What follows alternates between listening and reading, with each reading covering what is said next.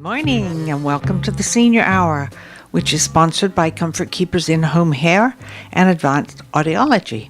I'm Barbara Cochran with my co-host, Dr. Jean Dorio, who is stuck in traffic and on his way. On your hometown station, AM 1220 KHTS, this is a show for, about, and by seniors, giving information to enhance one's quality of life. And our guest this morning is the renowned. That's a new one. Yes, Dr. Thomas Polucki, who is a local chiropractor and a very specific type of chiropractor. Yeah. Right? Yeah, a little bit different than what most people think of when they hear the word chiropractor. Yes, I know. Yeah. But most people think of it's twisting and turning and jerking you around and almost letting you fall off the bed, or at least feel like it anyway. Yeah. But you found out that it's a little bit different in our place. Yes, absolutely. Much more comfortable. That's good. And it seems to work. Yeah, seems to be effective. So if you can reduce stress in the situation, that's a good start. You know, a lot of people most people have not been to a chiropractor, believe it or not, in this day and age. Really? Really. Wow. It's maybe a little bit better when you get around large cities, but there's a good portion of the population that have never, ever been to a chiropractor still, even in this day and age. And a lot of that is because they just don't know what it is. I mean, I grew up in a medical family, was testing for medical school, didn't even hear the word until I was in my teens. Now, this was before the internet and before there was a big marketing of health services. It was pretty much ask your doctor, and that was the law. You know, I mean, that was the law of the land. Whatever your medical doctor said about health, that was the gold standard. A lot of people still believe that. A lot of people still feel that way. It's just that, 35, 40 years ago, it was much more that way than it is now. Now people have access to information on their phone. Most people's phones have more information right in them, forget about going online, but in the phone itself than it took to put man on the moon. Most phones have more computing power. The thing you hold in your hand has more available information in it than the entire space program that put men on the moon. So that's amazing. Yeah, it is pretty amazing. It is. And when you also now, because you can go online and access unlimited information, this wasn't even heard of. And we're not talking about hundreds of years ago. The Reagan administration, I went on Air Force One, and the first third of the plane was the communications room. It took up a third of a jumbo jet, and now you have that in your hand. You know, that's amazing, isn't it?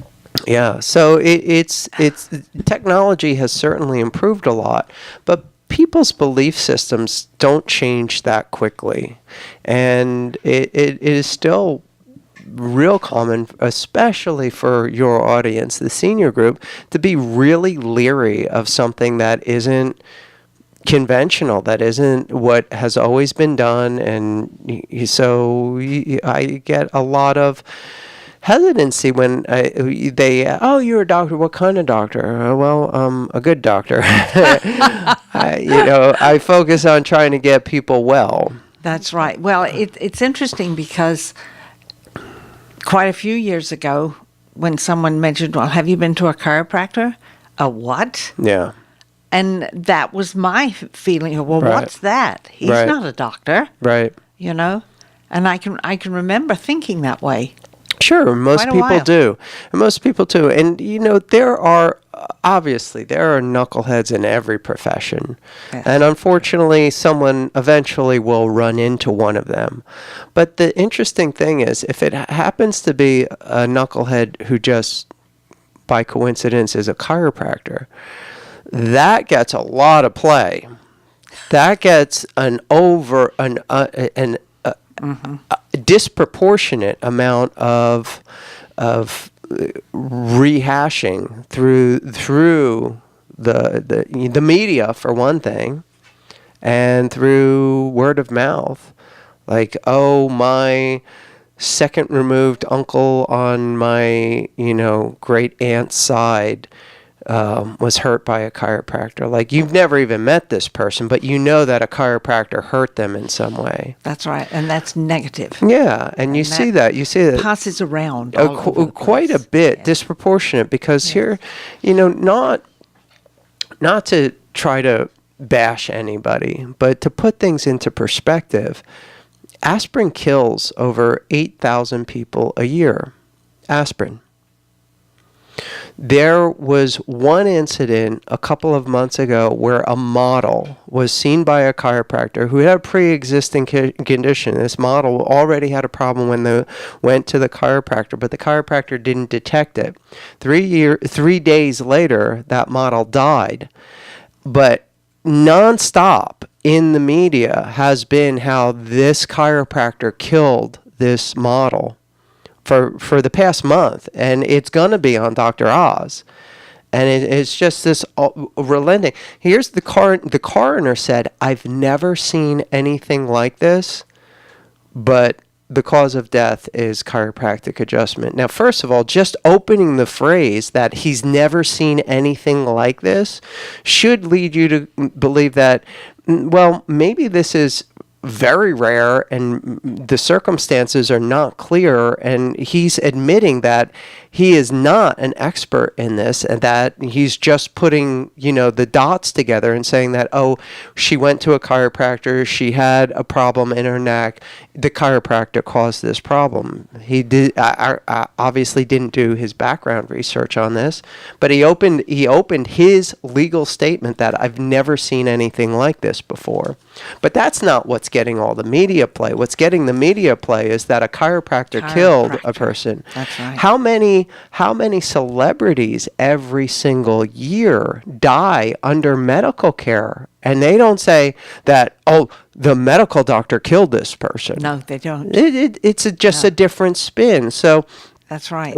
Like I said, I understand that it should have been detected by this chiropractor. It should have been looked at closer, but he did not kill this woman. No. She just happened to die not even while she was under his care. 3 days after being treated by him, she wound up dying. And so it was immediately assumed that, the chiropractor killed her. And it's getting more and more and more play out there. So this is a little bit disturbing to me. I mean, it is going to affect popular opinion about my profession, which isn't great to begin with. So it's a little disturbing that this is being blown way out of proportion, especially when you consider that something we take for granted like aspirin kills 8,000 people a year.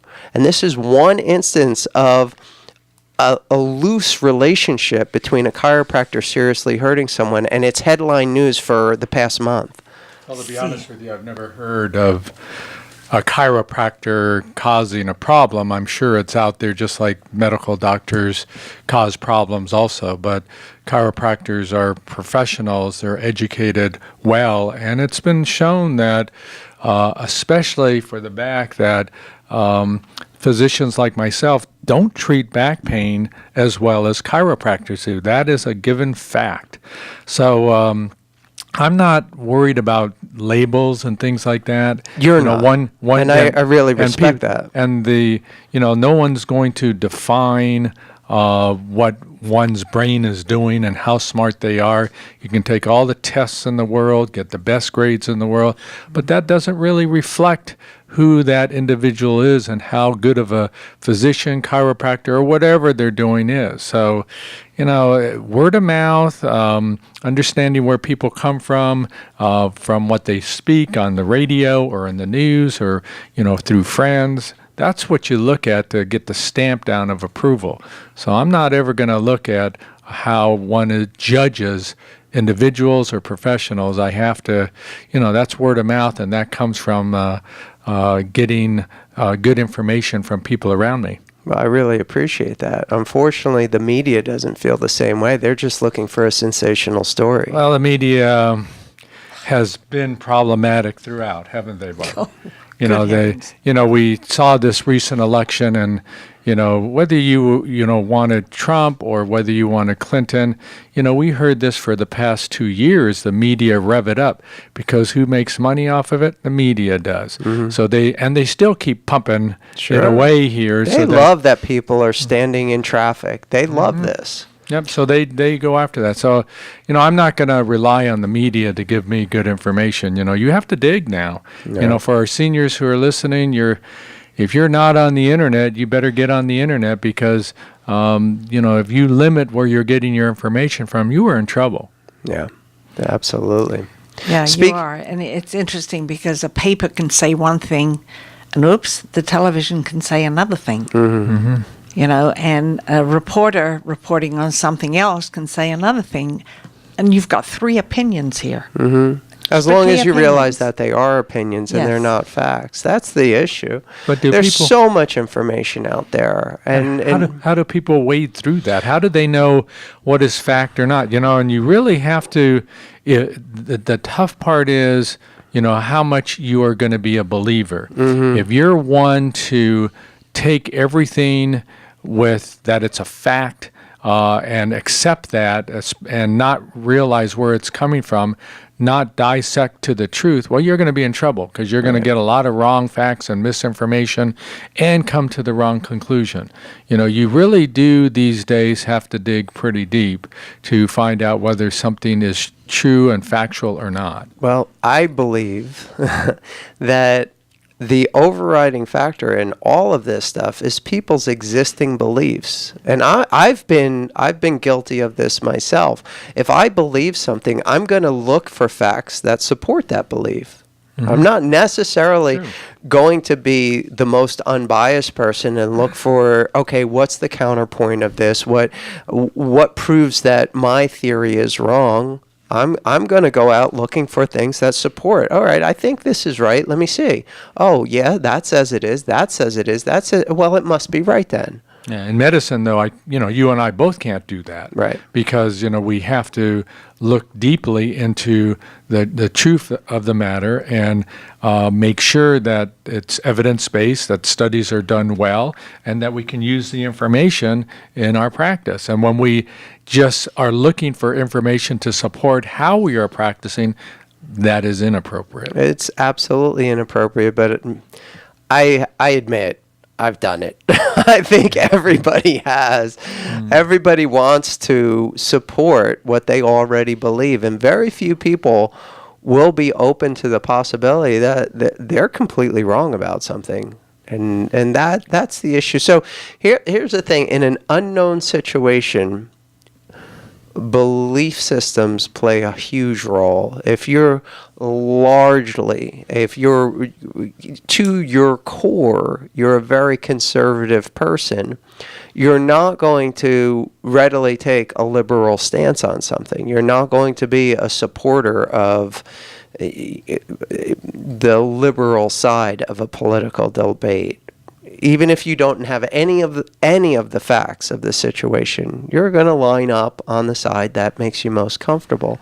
And I believe most people do that because it saves a lot of work. It saves a lot of energy, emotional energy or mental energy, or you just already put it in a category, easily dismiss it, and you're done with it. And that's the problem that I run into with most people when they hear the word chiropractic. Well, as I said before, I used to dismiss a chiropractor. Most people do. He can't do anything for me. So do you think, you're mentioning the political side of it, are more conservative people believe more or less in chiropractors? I don't know the answer to that at all. I don't really I don't talk politics with my patients because it's just inappropriate. Mm-hmm. I do know that I tend to have more conservative patients than liberal patients. If I were in Beverly Hills or Los Angeles, my patient base might be completely different. I just think this is a slightly more conservative town here, so I tend to get more conservative patients, I believe. Well, putting all of this doubt aside, let's get to some real issues where chiropractic treatment can assist. And I think one of the biggest things that people have in their lives is stress. Sure. Any kind of stress, something that weighs on your mind, that you know you have to plug in and you've got to do this and you've got to do that, and you aren't able to do this or that or the other. That causes stress. Yeah, absolutely. I love that you started with that instead of starting with back pain, because immediately most people will go to back pain chiropractor. What is chiropractic? It's good for back pain. Because that's just like anything else, you need a nice little neatly wrapped up package in order to categorize it in your brain. Well, we know that chiropractors do a good job with back pain, so we're going to stick with that. And actually, a lot of the professional organizations say, just stick to back pain. You've got the second most common problem on the planet. That'll keep you busy enough. Why do you want to get into what other things chiropractic may or may not be able to help with? Stick with the back pain, and you're going to be in great shape. Okay, that's very true. However, stress affects every part of your body. Absolutely. It really does, and I have realized that. How? Tell me how. I think I have problems with my neck. And I think the way I sleep, when I try to relax myself to get out from under certain stress, I lie wrong in my bed. And I move around trying to find some place that's comfortable. And I have a nice pillow. But I think a lot of my body pain is caused from stress. And I'm sure I'm not the only person who feels that way. You're not. But what do most people do about that? They go on medication. Yeah, they take a pill. Take a drug. So That's that right. is the difference. That is the difference between being my patient and pretty much dealing with it the way that society expects you to. And that is, if you got a sleeping problem, take a pill. If you got a digestive problem, take a pill. If you have an ache or a pain, take a pill. If you have anxiety about something, take a pill. Now, today, it's light up a joint. There you go. Yeah, that, even though 64 passed, it can't be effectively used for a whole nother year. Like 2017 will not be affected by it at all. You can still only get medical marijuana with a medical card, with a medical prescription. Even though the law passed, recreational marijuana will not be available in 2017. But you're already paying 15 cents more for your bag over at Albertsons. Yeah. I Just the couldn't way believe that. why is that enacted? They're extracting money from Yeah. us, but when we vote something through, they're saying, same with the end of life option. Yep. It took 6 months before that was enacted, more than 6 months, 8 months for that to be enacted. There are a whole bunch of things that just don't make sense. Yeah. The plastic bag thing is one of them, in my opinion. I was shocked when I went grocery shopping yesterday, just for a few items. But I had to pay 20 cents a bag. 20 cents? Well, where are you going shopping? Stater Brothers. 20 cents they're charging? Oh, man. But, I don't like plastic bags. I mean, you see them floating all over the place. So, it's okay I think it will help with the pollution and things like that. I use them for garbage bags, too. So that could be the unfortunate side. But when they make them biodegradable, I'll be happy. Well, let's quit talking about bags. We need to take a break, don't we? But when we come back from the break, let's continue the stress element of chiropractic and how it can help. More bag talk. More my bag talk, okay? I'm Barbara Cochran with my co-host, Dr. Jean Dorio, on your hometown station, AM 1220 KHTS.